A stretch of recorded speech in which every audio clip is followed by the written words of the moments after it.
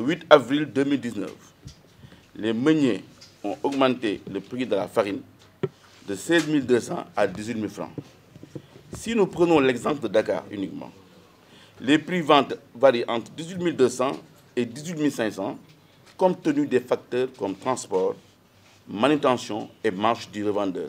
Parce que beaucoup de boulangers ici n'ont pas de compte chez les meuniers, ils achètent chez des revendeurs. Donc, dès l'instant que vous dites que vous avez homologué à 18 000 et que moi, boulanger, j'achète à 19 000 à Dakar, ça pose problème. Il faut qu'on comprenne cette situation de système d'homologation. Eh bien, les prix ont bien augmenté alors.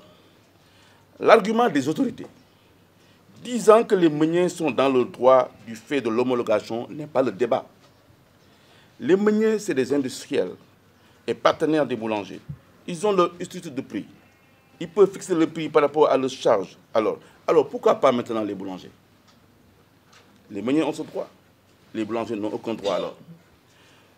Dans un système d'homologation, il faut qu'on comprenne bien ce système. Dans un système d'homologation, si les prix bougent, le minimum, c'est une révision des prix. Donc, une homologation qui date de 2014, jamais révisée, est caduque et sans fondement. Nous sommes surpris que le ministre du Commerce et l'ASCOSEN se basent sur cette homologation obsolète pour dire que les boulangers seront réprimés s'ils augmentent le prix du pain. Nous sommes des légalistes. Nous savons bien que la révision du prix passe par un processus que nous connaissons bien. Nous pouvons affirmer aujourd'hui que le 6 juin 2014, date de l'arrêté homologation des prix et poids du pain, reste la pire journée de l'histoire de la boulangerie sénégalaise. C'est archi faux de dire qu'il y avait un consensus au niveau de la commission, mais c'était un dictat qu'on avait dénoncé en son temps et expliqué les conséquences devant les plateaux télé et radio. C'est cette journée noire que la baguette de référence est passée de 210 grammes à 190 grammes, si nous prenons l'exemple de Dakar.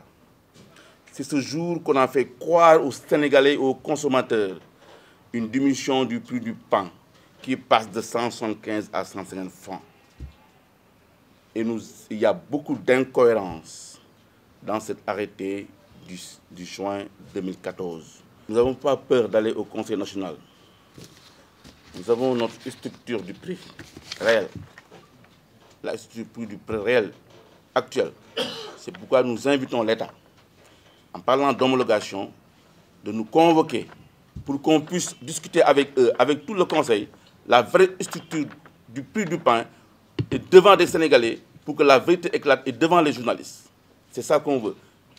C'est ça. Donc, si on aura un prix que tous les Sénégalais puissent accepter, nous le ferons. Voilà la structure réelle du prix.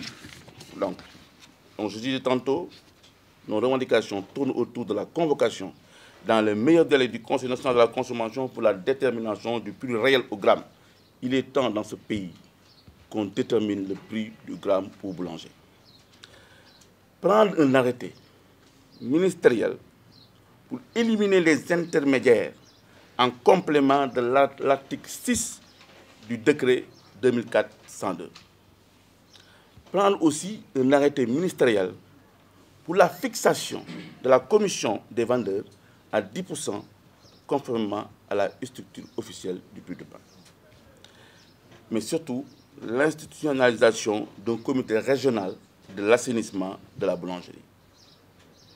Dans l'attente de la réaction du gouvernement sur nos revendications, à l'unanimité, nous nous réservons le droit de faire durant la semaine prochaine, lundi ou mardi ou mercredi, comme vous voulez, 72 heures d'arrêt de production de pain sur toute l'étendue du territoire, afin de faire comprendre que les boulangers sont fatigués et que nous méritons une attention particulière, mais pas des menaces. La première journée d'arrêt de production sera communiquée la veille.